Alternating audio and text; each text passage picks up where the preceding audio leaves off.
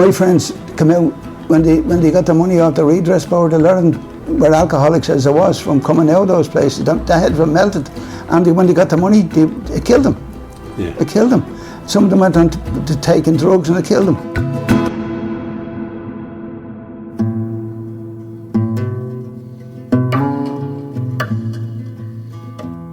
Welcome to the Cassandra Voices podcast, an Irish home for independent journalism with a global perspective. The prophetess Cassandra advised her fellow Trojans to reject the horse the Greeks had seemingly left behind as a gift, but was ignored. Our Cassandra Voices podcast offers cautionary tales and inspiring narratives to illuminate our own troubled times. We'll be putting out regular episodes reflecting the broad scope of our magazine's coverage over the last 6 years. Thanks to the Loafing Heroes and especially Bartholomew Ryan for the use of their track Ro Goira from the 2019 album Meander Tales.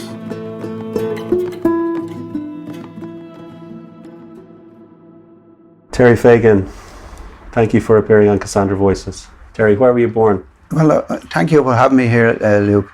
I was born in Corporation Buildings there, just off what's now James Guy Street. There's a park there today called Liberty House Park there, just on Foley Street there. That's where I was born in 1950.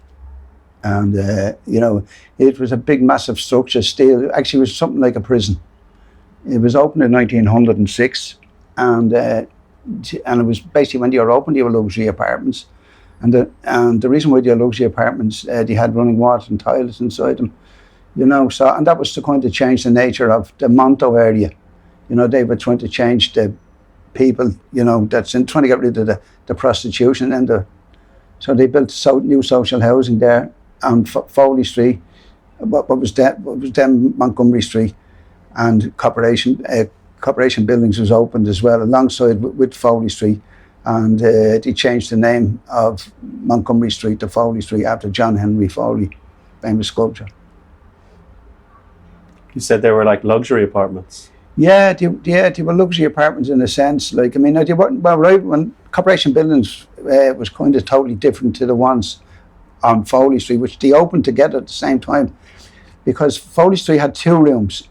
Right, you had a big kind of sitting room, and you had one bedroom, and you had this a little scullery where you do the cooking.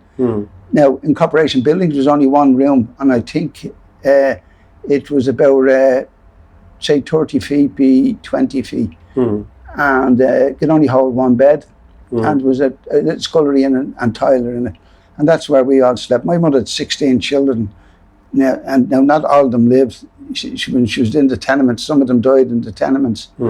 And but when you're living in Corporation Buildings, I mean, it was very hard. Yeah. And we were amongst everybody else there, because nearly everybody else living in the buildings were finding it hard to survive. And that was 1950. So imagine what it was like in later, earlier on in thing for people. It's a dockland related community. Like my father would have worked on the docks, and I went to work on the docks as well later on as a young boy. And so the buildings, like there was 395 halls in Corporation Buildings, and there was 4 rooms in each hall, so you can just gather the amount of people that was there. Most families were big families, 10, 12, So with one bedroom one bed in the room for my mother and father, there was mattresses stored under the bed, because the bed was a high bed, and you stored a mattress underneath them. Then in the night time, then the furniture was pushed back, and furniture what was there was really a table and a couple of chairs, and then it was pushed over. And unlike maybe the earlier tenement times, there was some kind of indoor plumbing. You said there was a bathroom. Yeah, there was when I say a bathroom, all it consisted was one toilet. Right. And one toilet, you just barely fit it inside of it, Yeah. And then the scullery was, so we are cooking, you're right next, you're about 3 feet from the toilet pan, right? So you can imagine what So it was it's not like. great. It wasn't. No, it it's wasn't not great, but not look, we were happy to have what we had. Yeah. And so the mattress was pulled out at night, and myself and the brothers slept on them. And then another side of the mattress, then me sisters would sleep on another side of the mattress, far side. So they had a separate mattress, and we had a separate mattress. And what about power, electricity? Yeah, there was electricity in them. Did you have a radio? Yeah, we did. We inside the room, like there was a big black cast iron fireplace. Yeah. And in the scullery was a cast iron cooker. Yeah. And so basically, we to heat the room, it was coal, wherever you could get, type of thing. But as a young boy, like, you know, when my father was sick and he wasn't able to walk on the docks, we used to have to go around. I used to go around the old tenement houses, myself and a few, not just me, a lot of my friends done the same thing. And we went looking for firewood to bring it back. Now, some of the firewood would have been for their own consumption, but others was to be chopped up and then bundled up and then sold at the doors around the streets. So we walked as far as Clontarf with prams full of sticks, and a penny bundle of sticks. Yeah. And it was great when you were doing that. Like, it was hard in the winter, but the people all around Clontarf in that area used to buy the sticks off us for 2 or 3 bundles, say 3 pennies. And they'd say, come on, I'll give you some bread and jam. And we used to get that on the thing. And then sometimes if they had old shoes or coats and things like that, they'd put them in the bag for you and say, look, somebody in the family might wear them. And so we brought them back home. And, you know, because my father, as I said, he worked on the docks. He was digging coal boats, and the dust, the slack from the coal was affecting his lungs, and he could barely breathe. So he used, I remember the shovel, the number 7 shovel and the number 10 shovel. And the difference between the shovels was the number 7 was for digging down into the coal, right? And the number 10 was a flathead shovel that would take the coal from when they reached the bottom of the boat, to scoop it up, right? Yeah. So they filled big massive tubs up and were hauled out of the boats by big cranes along the dockside, and then they were tipped into a waiting lorry, you know. But it was tough. But part of my job was as a young boy growing up was to bring my father down some tea. And in those days we didn't have a flask. We had a milk bottle, and that tea was filled up, and the top of the bottle was stuffed with newspaper, and it was well wrapped up in woolly jumpers. And we'd bring down some sandwiches as well to him. So yeah, part of the job was to bring down that tea and sandwiches to the father. And I used to be looking at him there, and he'd be struggling, you know, because he was years digging coal boats, and he'd be with a friend of his, a lot of friends, but one in particular I used to think was a fellow called Jimmy Gunry, who would later then go on to help the family. So so when we were living in the buildings, as I said, it was tough because everybody was in the one boat. And the thing about working on the docks in those days, dockers they got a lot of stuff on the boats. You could pilfer a lot of stuff because there was a lot of tea coming in from different parts of the world, and there was all that type of stuff that wasn't done here that they could get something out of it. So my father used to bring home some tea, and like all other dockers did as well, and that helped out a lot, you know. But it was a it was a lot of tea. So basically, we take what we need for ourselves, and then the rest of the tea then was put into paper cones, and they were sold around the doors, 3p for a cone of tea, you know. How did he wash himself after doing that all day long? Well, that was the problem. The problem was we all had to go out, and that would be done on a Sunday because it was a big galvanised bath, now enough to stand in, not to sit in. And so we were all sent off to the picture house on a Sunday, and so my father then could have a bath, you know, have a thing. Yeah. So, but if he needed one badly there and then, there was a curtain on the scullery. There was no door on it. Like, there was just a curtain hung down. Yeah. And you could go in behind the curtain and stand there next to the toilet and would boil him water and wash himself down. That's all there was. But some of the dockers used used to go over to the River Liffey and swim in the River Liffey. Yeah. And then they would go over to Tara Street. Bats used to have public bats. Yeah. And you could go upstairs in them and you could get a bat there. Yeah. But being working on the coal, and because I know this from being up there as a kid, that when the dockers got into the water, it just turned black. Yeah. You know, and then they'd wash themselves down and things like that. So it was all that type of stuff, trying to survive the way things were. And for us growing up in the area, we attended the notorious Rutland Street School. Mm-hmm. And the original Rutland Street School was based in the Monto. And it was sandwiched in between two major brothels. And so they moved it out around sometime 1910. And they opened it up there on Rutland Street School, on Rutland Street Hill there. Just there off Sean McDermott Street there. It's where Give Up Your Old Sins was recorded. So we went to that school, and my first time in that school, I just remember one beating, well, not just one, but the first day in school I was beaten, because my mother and father brought me to the school, and you know, I felt uneasy there because I can still remember it. So the teachers were coming out and placing all the kids, the new kids that were coming into different classes. Then it came my turn. I never forgot it. I remember going up the stairs and turning to the left, and my mother and father with me, and they brought me into a big classroom. And what struck me was the faces of the children. They were all stared, not a word out, and just stared, and I felt uneasy. But she pointed over, there was a wooden rocking horse there, and she said, "Would you like to sit on the rock?" Of course I would. So I ran over and got on it, and she was rocking me, and I was looking around at my mother and father, and then when I looked around again, they were gone. So now I was in school. So I started screaming, and the reaction of the teacher when I screamed was to grab me by the collar of the neck and pull me off the rocking horse, and pull me down along and put me into a desk, and push this.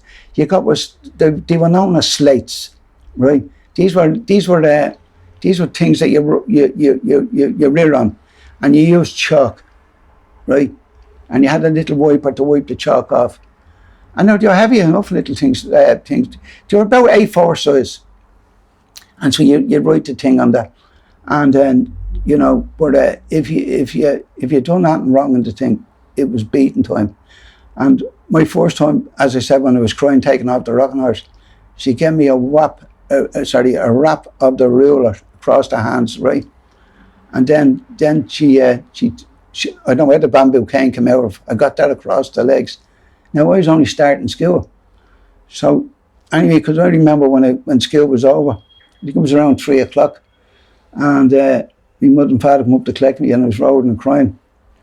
But they were explaining to me, "Look, you have to go to school, or otherwise, like we'd be in trouble." But anyway, I went, and then things started to get a little bit better, and then it went worse. I went from that teacher's thing. She was I think her name was Mrs. Comfort, right? And she was a brew. And I moved into another teacher class, and then that's a whole different story, like, which I can't really talk about now. But it was something similar to the first class I went into.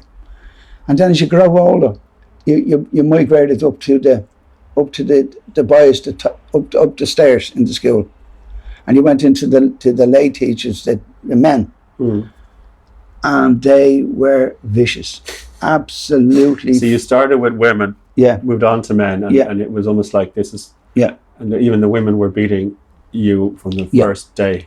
So there was nothing tender about any of it. There was nothing tender, and I wasn't the only child being beaten. There was lots of other kids beaten, you know, and that shocked us, because it's nothing like when you're sitting in the desk and you're only a child, and I can visualise that. That the teacher had one of the young boys there, she had him by the arm, and she was lashing the legs up with the bamboo cane. And every time she hit him on the legs, he'd jump up, and when he come back down again, she'd give him another one, and then bring him down, throw him into the desk. Where did they even get a bamboo cane? Oh, they sold them in the shops. They sold the grocery shops sold them outside. They had them outside hanging on the door. So here was the setup. They were used for in the house. They were used, but the schools bought them there, right? But also in some houses, the mothers and fathers had canes. So the mother could use a cane and the father would use a leather belt. So that's the way the system was. Yeah. Now, thankfully enough, now my father, he wasn't kind of vicious or anything like that. He was gentle, and he would have been strong too from shoveling coal. Oh, geez, yeah, he was a big man. If he had been brutal, you would have felt it. Oh, yeah, with all his muscle from shoveling. Yeah, but he was a gentle man. Yeah, in many ways, like, you know, because he used to take me to museums when I was small, and that's how I kind of got the liking for it to be history, you know. And I can always remember bring me there. But in the school, when you went up to the masters, I went to a Mr. Smith, I think it was, and he was known as King Kong. Okay. And the name suited him because he had a massive, big, baldy head. Yeah. And hands like shovels. Yeah. And he would crucify children, and I was one of them. And I remember one time, it was, I think it was over a religious question, and he asked me the religious question, and I didn't know it. And I seen him grabbing the cane, and he called me up, and right in front of him, I just wet myself with the fear of what I was going to get. And right enough, I did get it. Across the hands, across the legs, even to the side of the ear, and the screams. So then, that's all we see in school was kids getting beaten. Did they ever actually teach you anything? No, we ended up down the back of the class. Yeah. And that was called the no hope percent. Yeah. So he'd given up on us and pushed us down to the end. And that's where we stayed. You know. So education didn't really get down that far in many ways. Like, you know, so we had what was called the Nancy boys. They would their fathers were tradesmen. Some mothers helped clean in the church, and there was kind of segregation in many ways. So we weren't allowed to sit with them. Some of them, not them all. Some of them, you know, the mothers would come up and give out that my son is sitting beside somebody from corporation buildings, right? And they classed that everybody that was in corporation buildings as a thief, as a robber, you know. So going from that and constantly changing classes over the years, I was absolutely crucified. And I stayed away from school, me and my friends. And then some of them, and the reason why we stayed away because of the beatings. And we used to hide out along the canal. And then in the old Georgian tenement houses, which there was lots of them around when I was growing up. And we used to hide in them, light up a fire, and then they were empty. They were empty, yeah. And we go down to Moore Street first and get a load of potatoes, and bring them up and light the fire and throw them in the fire, and we'd eat them. But we always had to make sure and watch out for 3 o'clock. We'd be back at the school at 3 o'clock, just in case them mothers turned up to see what we in school. So we'd be hiding at the say 2:45. And then when all the kids would rush out of class, we'd come across the road and join them and walk down with them. So the mother might be at the end of the hill and she'd see it, or he was in school. You know, but we weren't, you know, we would think. But a lot of my friends got sent away for non-attendance, school attendance. And some of them got 6 years, some of them got 7, some of them got 3, you know. And at what point was the church becoming heavily involved in all of this? Well, the church was always involved with schools and the industrial schools. Yeah. I mean, the industrial schools were set up by Brother Ignatius Rice. Now, I don't think that man visualised the way that the order would become, because that was first. I think that was he seen the young children down along the docks, and he kind of set up this organisation called the Christian Brothers. Yeah. And that was there to teach young children, street children. And so they formed this order. And they were some similarly dressed to a priest with the white collar and the whole lot. But they were told, now, lucky enough with me, they didn't cross my path because but they crossed my friend's path. So we went to lay teachers, but when you went to industrial school, you were there with Christian Brothers. Right? And they changed the whole thing of that. Instead of teaching children that couldn't read or write or anything like that, it was all about work and about beatings and about strict regime. You know, if you went to bed, you were beaten unmerciful. Yeah. If you tried to escape, you were captured, you were beaten unmerciful. You know, but so lots of my friends went down to those places. And I can tell you now, when they come back, they weren't the same people. They weren't, because their minds were warped from beatings and abuse. A lot of sexual abuse as well took place. And so it was really, really tough on them, So if you can imagine a society where people are living in the tenements and there's very little money coming in, so kids went out to sell newspapers, like me, and you couldn't sell a newspaper unless you had a street license, and it was called the badge, right? And if you didn't have that, you got caught. You had an undercover policeman, who secretly walked the streets in different disguises, catching children selling newspapers without a license, and catching children selling newspapers, and then bring them to court. And you went to court in those days. You went to court in the children's court in Dublin Castle, and before that, children were brought to the four courts in Morgan Place there, and they went there. And one of the notorious judges there was a Judge Little. And how I know all that, because I interviewed a lot of people who were in these industrial schools, and they talked about Judge Little. He had no mercy on children at all. Once he came to the tenements, he'd send them off for years, right? I interviewed a man called Paddy Cairns, and Justice Little gave him 9 years in 1932. And the reason why he got 9 years in 1932 was it was the year of the Eucharistic Congress, and the whole city went mad with Pope's colours and the whole. It was like John Paul coming here in 1979. But Paddy, as a young boy, got caught up in all this, and in those days you had to go around praying in 7 churches. So you start on the north side and you'll walk across the south side, and then different churches on the south side. Then make your way back to the north side, and that was just usually done. So Paddy stayed away, and when the paper Leggett went back, Paddy was summoned to the court by a notorious school inspector, J.J. Byrne, and he summons him to court, and he went in front of Justice Little, and he gave him 9 years. And he said, to quote him, he said, "When I was going in that Black Maria, we knew we were going into hell. And when I arrived at the gates of Artane Industrial School, I knew," he said, "we were now in hell." So he goes on to the beatings and the things that took place. And the Magdalen laundry was behind you too. Well, show on your tour, that was sort of looming over you. Yeah, the Magdalen laundry was there. Center there. Yeah. And the thing about the Magdalen laundry was, a funny thing in many ways was, not many people had clocks, right? But the bells would ring in the convent at certain times, and people knew the times, right? So, say 6 o'clock in the morning, the bells would ring out, right? And so when people wanted to go to work, there was a guy he was known as the walking alarm clock. He'd stay awake all night, and he'd knock people up for jobs. So he'd sit up all night, say someone was in work, say at 3 o'clock in the morning, and someone's in at 4, 5, 6. He'd stay awake and knock them up, tap on the windows, right? And then he gave them 2 calls, right? So the first call was to say, "Look, it's such a time, up you get." So, and then he come back on the second thing. But what he would look to see was the lights on in the room, because he knew once the lights was on, somebody is up, right? Somebody has got up.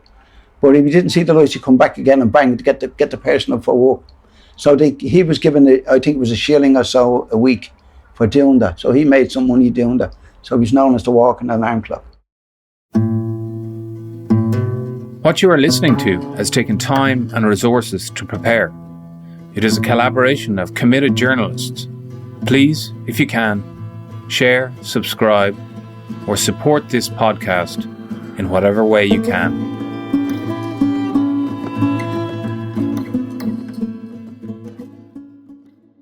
So you had all that kind of characters in corporation buildings, right? Was there a sense of work, because the dockers, the story is well known, maybe we can get into it, but of course that kind of profession was on its way out. It wasn't the case that everybody could go on to be a docker, like their dad was a docker. Yeah. What you call it, my father, when the buttons came out, my father had really very little time for the union. He had, something happened with the union thing, and ever since that then he had no time for the union, right? But he didn't apply for the button, and that was his biggest mistake. Because when the Fancy came into existence, the stevedores that were picking out the jobs would look for the men with the buttons and give them the jobs first, and then any jobs that were left over, they would then become for casual dockers. But what destroyed the docks in many ways was containerisation came in the 1960s. And so the manual work that was done unloading the boats of the ships that coming into the port, that was all gone because it was just coming in big containers, being lifted off the ship and onto the back of a lorry in a way. And harder to get tea. And harder to get stuff. To sell in a cone for. Yeah. So it was hard. All that, yeah. Yeah, it was harder to get stuff then, like, you know. But the biggest thing in the docks was Christmas time would be a great thing because I used to look when my father was walking on the docks around Christmas time. Yeah. Because there was a boat that came in and it was called the Blue Funnel. Okay. And the Blue Funnel was a ship that came in from China. Okay. And it came in with loads of stuff for Hector Gray. Okay. Right? Yeah. And the dockers had to unload that. So they were getting tyres for their children out of it. You know, my father used to bring home some tyres and things like that from the boat. So dockers helped themselves to the tyres. What kind of toys? Cap guns. Cap gun. Cap gun, yeah. Dolls for the sisters. Nice. Motor cars, little like dinky type of cars. Yeah. And water guns. Yeah. You know, all that type of stuff. So you got that. Yeah. You know, but that all went by the wayside then. Like, you know, the dockers and things, because as I said, with containerisation come in, so there's no longer anywhere. Not that he didn't get anything, but it was harder to get. You know, and so my life in corporation buildings. I mean, I have to say I had a happy life, even though it was tough. Like, you mean, and what was one of the friends used to say? We were that poor in corporation buildings that we thought knives and forks were jewellery. You know, so it's just it's insane about the tenements, but which is true. You know. What's your happiest memory from back then? My happiest memory was with my father. Yeah. Yeah. Going to museum. Yeah, going to museums, and he took me out to the football, played football in Fairview Park. Would it have been Natural Museum or National Museum? Yeah, where all the guns were. Because I had a fascination with guns and those. Where were they, the guns? Which at that time they were in on Kildare Street, I think the museum was. Okay, National Museum. Yeah. And we used to go in there, and I mean, there was a massive rows of different guns. Yeah. And you see the uniforms of the volunteers. Yeah. And the citizen army, and my father would explain it to me in the whole lot. And my father was good friends with Dan Breen. I didn't know who he was at the time. Tipperary. And my father used to meet him. It was Sunday morning. Dan would be in. Now I didn't know, as I said, who he was in the beginning. But my father would be outside the church there in Malbury, Pro-Cathedral, and Dan would come out, and Dan always gave him give him some money, right? And I remember him giving me, I think, threepence or something, but I didn't know who he was. But what struck me was that the way he looked, because he had a real type of face you couldn't forget, you know. Yeah. You know, and he did have he had an interesting look to him. Yeah. But anyway, I used to always look, because he was real. He was kind of stocky. Yeah. And big, broad face on him, you know. He was like one of them fairies, like that shoe the horses. Like a blacksmith. He was like a blacksmith. And then, you know, so I used to go up there a couple of times with the father. Yeah. And then, over the years, then when I started doing the local history, then I came across a photograph of Dan Breen, and then I realised who he was. Yeah. Who he brought me to meet. Yeah. So, like, I mean, life is tough. Yeah. Life is tough for children in there. Yeah. Like, all around that area, there was lots of money lenders, right? So my mother, you could borrow money off the money lender. There was I don't know, 5 shillings to the pound was the interest, right? And then there was one woman that sold fish. So when you went down, say, my mother would send me down to ask her for 10 shillings. And she said, your mother knows now that you have to buy 2 and 6 worth of fish. So you got the 10 shillings, right? But the money for the fish was taken out of it. Okay. So that's the way they done it. if you couldn't pay back the loan, what would happen? Now you pay back the interest. But nothing.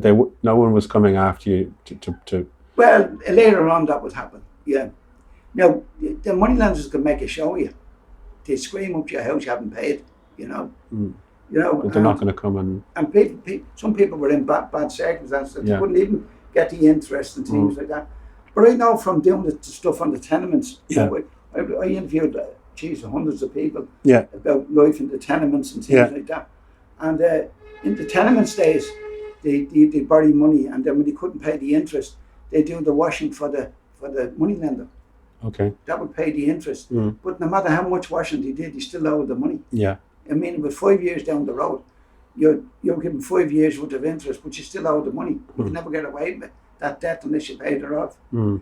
So yeah, that was all kind of features of growing up, like, you know. And then we depended on the St. Vincent de Paul to come around. Mm. They'd come around. We say of a Monday, and they'd give you a food docket. It was I actually remember it well. It was like a card, but it was for Cully shop in Summerhill. So you went up there and you say you got about, say, £2 in value for food. So you go up to Cully's, you get tea, sugar, butter.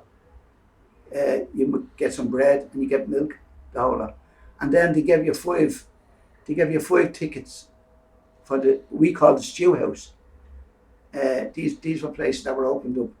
The penny dinners they used to call them years ago. So we got 5 tickets for them. And all of us young lads, when we come home from school, or sometimes before school, we'd run up to the stew house with the big pots, and everybody's in a queue, and you went down, and the people in the stew house would fill up the pots with whatever was the meal of the day. Like it could be stew one week, and you got stew, and you got a sweet, really, like we say, like the likes of rice pudding, and then the next day you might get rissoles and potatoes and peas. So it was all different. But once it came Friday, then that was it. You had to kind of get your own meals then for Saturday and Sunday. And then, as I said, I used to go out to sell the newspapers. And as I said, remember your man used to, the undercover policeman used to change his clothes several times to chase the newsboys around. And I got caught, and was taken to the children's court, and I never forgot it. We brought him first, I think it was Justice McCarthy. And for some unknown reason, he let me go, right? With a warning. Come up in front of me again. He said, I'll send you away for a long time. Right? But I had no choice but to go back out. But I had more choice then to watch that undercover policeman. Because I knew I was caught, I was gone, right? And some of my friends were caught selling newspapers and shifted off to the industrial schools. Right? So it was hard. It was really, really hard trying to survive, you know. Now, like everything else, I think that we were near Fairview Park. We were near the Crescent where Bram Stoker lived, and we were not too far from Dollymount. So we'd spend the summers out there and down along the Royal Canal swimming. We even built a raft on the canal, and you know, and then we all had dogs, you know, and I don't know how the dogs. We used to go to the butchers, and the butchers were great because they'd give you out any of the old bones to keep the dog going, like, you know, and they were good. But when I was growing up, my mother used to send me up to the butchers, not just up to Muir Street, around onto Talbot Street, and say, here, she give me a shilling or 2 shillings, go down and get a sheep's head out the butcher, right? And she say to me then, and tell them to leave the eyes in the head. Yeah. That'll see us through the week, right? So when we went in, the eyes would see us through the week. Yeah. And do you remember her cooking that head? Oh yeah, sure, yeah. So basically, what he'd do is he'd chop the head in 2, right? Yeah. And break it open, and then that went into the pot. It was washed and cleaned, and then into the pot, and then all the carrots and all the vegetables would go in on top of it. But I can assure you, it was magnificent. Sounds all right. Oh yeah, it was brilliant. You make a strong smell. Yeah, and that in your little house, like that's yeah.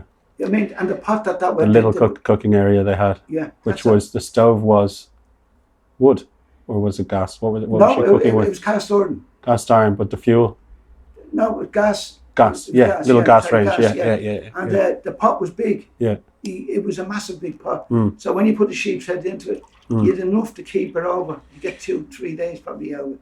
Right? Out of the thing. Yeah. And there was we didn't have fridges. Sure. You have So to eat it. everything was put out. At night, the milk was put into water, in the what we call the trough, the sink. Yeah. And it was all stood in that, you know. Yeah. But when you got fed in the tenements, you ate what was put in front of you, because that's all you were going to get, you know.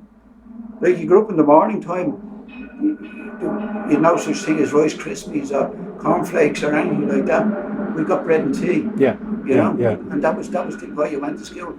And then in school you got a sandwich in school, right? And then you know, and sometimes I remember one time in the class he absolutely gave me a beating, right? I never forget it.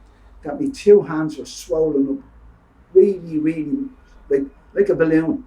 And then the backs of my legs, the whip marks from the cane. And I was so badly beaten that I could not. When school was over, I couldn't get out of the desk. I couldn't walk. It's so horrible to think that this is a time where many of the things we see as so hard in Dublin now, drugs, crime, okay, and things that cause us so much grief, and things that were there and are gone, things like the Troubles, which got cranking up in the 60s and went on for so long, they weren't there yet. But you were being terrorised by teachers. Yeah, with teachers. And by people in authority who were meant to be looking after you. Yeah, that's it. But you were living in fear of them. Yeah, I was carried out of that classroom by my friends. Yeah. And they got me outside the door on Rutland Street, right? Mm. And I was not going to walk, I wasn't able to go to walk home. So there was a young fella coming down with a box cart to go to get some turf. And they commandeered the box cart and they put me into it. And then they wheeled me home to my mother. Right? My father was down the docks at the time. And they got me up the stairs. And when the mother seen the beating, she screamed her head off, right? So I remember that evening, my father coming home. Was she angry with the teacher, or was she angry? She's angry with the teacher. She wanted to go up and kill, but school was closed. Yeah. So my father come out and walk, and I was sitting at the table, and my mother had some soup there, but I couldn't even pick up the spoon. Yeah. And he just came by and he said, he said, take your soup. And she said, he can't look at his hands. So he looked at my hands. What happened here? He said, and while you're at it, look at his legs. And she said, holy God. He says, who done that to you? Mr. Smith. What was that over? Not knowing me religion. Yeah. Right, he said, son, I promise you, he said, see, I'll go up and I'll give Mr. Smith street religion. Right? So, anyway, I was well enough to make my way back to school that morning. Right? And I told all my friends that my father was going to come up and to kill Mr. Smith, the teacher. Anyway, I was looking at the clock, and the clock is now 12 o'clock. No sign of my father. And they were all saying, he's not coming up. And then the door burst open. My father came in, and all you could see was the whites of his eyes, right? Because he was covered in slack, right? And the master jumped up and said, what's the meaning of this intrusion? My father walked up and said, I'm going to give you the meaning of this intrusion. Such a punch he hit him. He flew across the room on top of the board, the notice board, and collapsed down on top of him. Yeah. And my father picked him up by the neck off the floor. Ever touch my son again, I'll kill you. Right? And then he said to him, this is what happens. He said, he's not going back to the school. He's going to the Presbyterian school. He threw him down. He said to me, come on, let's go. And the classroom all cheered. And off we went. Okay. My life in the Corporation buildings, they were pulled down in 1972. And I remember all my friends who grew up with, we all gathered together to watch the final pulling down of the neighbourhood. And it was a sad moment in their lives, right? But so I went on then in 70 to start recording the history of the area. And at that stage, I found it hard to get a recorder. But I remember one time we were in one of the projects and we wrote to one of the museums, and we asked them, could they give us some funding to get a record. Wrote to several places. none of them ever replied to us. Like, you know, I don't think they thought our history was worthy of it, giving us a recorder. But anyway, they never did. So I ended up getting some money. I won't say where I got the money from, but we got a recorder and then started to record the history of the area. I was interviewing people about everything, from working on the docks, from growing up in the tenements, from the Black and Tans, 1916 rise, War of Independence, and all the general history stuff through the thing. So so then we went on. I started then collecting the tenement artefacts, and there was a lot of them around at the stage. And in fairness to Dublin City Council, I really have to say thank you to them, because they gave me a room to store the stuff in, you know. And I stored the stuff in the room, and so we'd all kind of stuff that you would have seen in the tenement house, gramophone, not so much in the thing. One of the gramophones belongs to one of the madams of Monto.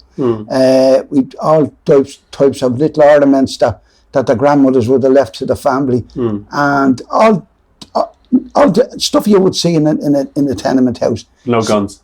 Huh? No guns. We did have guns, yeah. We did? Yeah, we did have guns, but we got rid of them because there was enough guns in the North End of the City without us having them. So basically, yeah, we did, yeah. So we started just to keep all that stuff together.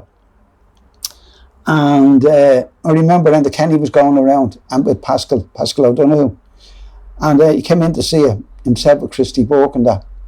And you know, Pascal and Enda were blown away with the amount of stuff that we had. Now, I have to be honest with you. And in fairness to Pascal and to Enda, they said, look, we look at getting you a museum. And right enough, they did. They kept their word. And we did have a lovely museum there on Railway Street. And it was all, and then they opened it. And but look, it closed because I was being asked to hand over the recordings, and I wouldn't give them over. And to who? I don't want to say that. Okay. I think, but I was asked to hand over the recordings, not hand them over, to get copies of the recording. But I wasn't going to do that, because a lot of that stuff I hadn't edited. Yeah. Right.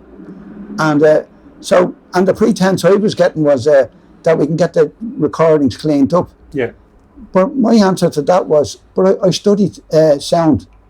And I'd done a course on sound, how to edit stuff, and how to increase the volume and how to clean it up. I was able to take my voice out of the recording and do all that and bring it together. But it kept coming up at every meeting, and then I just said, that's enough. So I had a word with the management committee and said, look, now, come on, just save the recordings and we get out, and we closed it up. And that's all it was. But it was sad, like, to see that. Because I mean, in fairness now, as I said to Ender and Pascal there, they delivered on it, you know. But unfortunately, it didn't work out the way we wanted. But we're back now talking to the City Council about getting the museum back open. Yeah. Because the biggest chapter in James Joyce's book is based on Nighttown, on Monto. And we the voices of the people that remember the madams of Monto and remember all the stuff that took place, like the execution of one of the madams' brother by Michael Collins's men in 1921, right? And and we've all that type of thing about the women smuggling guns. When the soldiers went into the battles with the guns, the women were pinching the guns and bringing them down into Shanahan's pub, and they were supplying information because they were sleeping with British soldiers. They were getting pillow talk information about what regiments were coming and what regiments were going. And all that information was going into the IRA pub run by Phil Shanahan on Foley Street. So we'd all that stuff, and listen to the hardship of people talking about what it was like trying to survive in the tenements. Now, the oldest woman that I interviewed, she was born in, I think it was 1899, and she recalled the 1916 rising very vividly. And she recalls that she went uptown Luton during the rising, and she was outside Novelist's shop with her friend on Henry Street when the volunteers came out and took them into the building. And she said she seen James Connolly sitting on the chair, wounded. She seen O'Reilly, she seen the whole lot. And then she said after a while then, the volunteers brought us across the road, O'Connell Street, down into North Earl Street to get us away. And I said, did you go home after you left go across. No, so we went around looking for more windows because the kids were foolish in many ways. They were breaking the windows for sweets, but the other people that was older people from the tenements were smashing the windows for clothes and jewellery and anything else like that. So we were just going after sweets, you know. That's what we wanted, she said, you know. But she gives a great, vivid account, and she gives a great account of the first madams of Monto. She remembers them, and she gives a great account of them, you know, what they did and the whole, and where the women set out outside the doorways with nice undergarments on them, the whole lot. And she gives a great account of that. And so we start recording all that stuff, and we, as I said, we huge archive. And now I'm working. My final thing I'm working on there is the book, right? Mm-hmm. And my book, which is called The Promise, mm-hmm. it's based on a true story, but the names are changed to protect the people in it, mm-hmm. right? Mm-hmm. And it tells about our life growing up and what happens to us, and what happened to our lives. You know, from Rutland Street, from the tenements, Rutland Street, to the industrial schools, to the things, you know, because I was put into Marlborough House Detention Centre as a young boy, and that was run by men directly taken from the labour exchange to look after children, and it was run by a husband and wife team. He was the next Garda superintendent, and she was the next district nurse, but there was an awful lot of abuse took place in it, an awful lot of beatings, and I got a good few beatings in there, you know. And your brother got 7 years for stealing rosary beads? Yeah, then my brother then in 1960, I think it was 64 mm-hmm. or 62, I'm not too sure. Mm-hmm. But he was caught stealing rosary beads from Mitchell's rosary bead factory on a street called Waterford Street. And he was taken to the Children's Court, and the judge gave him 7 years for stealing rosary beads. And then my father's friend, who made a commitment to my father when he was dying, that he would look after the family when he passed on. But we didn't know he had a hidden secret. And the hidden secret was that he was secretly rescuing children from the industrial schools, helping families get their children out. So we had the privilege of working with him and helping him, and various other things as well. And so that tells the story of all that. Is that what The Promise is? That's what The Promise is, right? The promise was we made to one another, that we'll always be there for one another. Yeah. And that was the promise that we made. Mm-hmm. But unfortunately, we weren't, you know, because a lot of my friends are dead now, you know. So look, I mean, it's the book. It's not an easy thing to write. You know, a lot of work done on it, but you're going back into time. And you're thinking about things that you really don't want to be thinking about, but I'd have to think about them. What happened and how it happened and why it happened, you know. And because my friends escaped from the industrial schools. One of them escaped 3 times. And it tells the story of that, how he escapes and why he escapes and how he was captured, the whole lot. But Ireland, Dublin, was a hidden history, right? No one would believe the amount of abuse that was taking place in those industrial schools and the national schools, right? Because you're getting beaten from there, and then you're getting beaten that you didn't go to school there. So then when you didn't go to school there, you were summoned for not going to school, and then you were sent to an industrial school and you were beaten there and abused. And of course, society being what it was then, the size of it, the scale of it, you'd see these people out in the world, right? The people who tormented you at school or in an institution, you could see them at a football game or see them at mass or see them in the street. Yeah, of course you would. Yeah. And we did see them and we did deal with them. Right, that's part of the book. We did deal with them. We did. We went after them. That's another promise. That's another promise, and we did. We went after them. You know. But look, you know, you have to say to yourself, look, you know. Because someone could have lost their lives, you know. I'm sure many people did from despair and from addiction and things like that. And my friends come out when they got the money off the redress board. A lot of them were alcoholics as there was from coming out of those places. Their heads were melted, and when they got the money, it killed them. Yeah, it killed them. Some of them went on to taking drugs, and it killed them. Yeah. So they gave say 200,000 or 100,000 to to a chap, a man now. He's traumatised. He's traumatised and he's an alcoholic. Yeah. And then he's 100,000. Where's he going to be? He's in the pub every morning, noon and night. He's bringing, I know one guy that used to bring home a bottle of whiskey with him every night, and he was drinking that. And then he died, you know. So, you know, but look, in amongst all that now, I don't hold the clergy or the thing, because there's good and bad in all walks of life. Yeah. I don't kind of tar everybody with the one brush. No. And that would be even in the police. There was good policemen, bad policemen. It was like bad teachers, good teachers. That was all there, you know.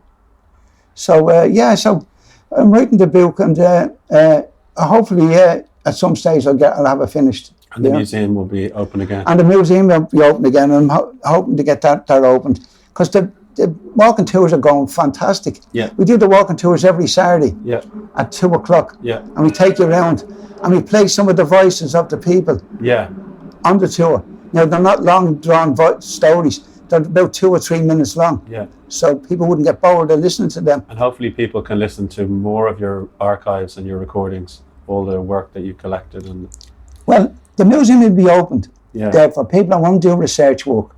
Yeah. Because we have all those stuff. And we've the history of the city in many ways. With Tom's directories, we've lots of that stuff. And Dockers buttons, you name it. Even the pouch that Molly O'Reilly carried in 1916 when she ran the dispatches from City Hall to the GPO. We have that. We have a sewing machine given to the O'Reilly family by James Connolly. And we have that in the museum as well. So we've tons of stuff in the museum. And it's great that the fact that we didn't charge into the museum, it was free. I don't believe in charging for history in that way. Now, I know they do the walking tours and we get paid for that, but that's trying to keep everything going together, you know? Yeah. So basically, people come in, they could come in, sit down, watch some of the video footage that we would put together, maximum 10 minutes, and they could have a cup of tea and talk, and we could help them. So we'd lots of people help. We've helped lots of people with people that were studying to be tourist guides, people that were studying history, people that were looking into the backgrounds of the tenements, because we've the original roll books of Monto, that when the school was in Monto. So we've tons of stuff. But the problem is that's all lying in garden sheds. It's lying in garden sheds and it's in garages. And I had to go out there one morning, last rain on the all through thing, and I had to go out and get up on a shed and cover the tarpaulin over it to stop the water coming in on the collection, you know. Okay. So hopefully we have the museum opened and we can resume where we started. Please God. Yeah. And people can find your tour. Yeah. Well, the Monto tour is on Facebook. Yeah. And it's on Twitter and it's on Instagram. It's on that. So you get the tours on that. And it is a great tour. It's a great tour. Yeah. So, and I'll leave you with that. So. Thanks, Terry.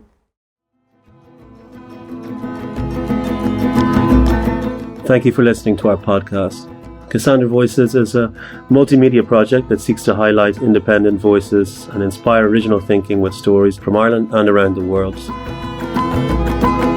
Go to CassandraVoices.com online to read more and look out for more episodes from us in future. Your attention and your support are crucial. Thank you.